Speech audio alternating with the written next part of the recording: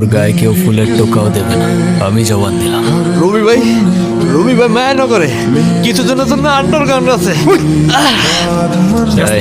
ওর কাজ শেষ, ওর এখন না, কি বলতেছো ভাই? ওরা এখন ছেড়ে দিলে তো ও এখনই কল দিয়ে রবি ভাইয়ের সব বলে দিবে। জনি জবান দিছি আমি, ছেড়ে দে। ও কোথায় যায়, কি করে, কাকে কাকে কল দেয়, সব কিছু ফলো কর। ভাই কে জানি আমাকে ছবি তুলতেছে।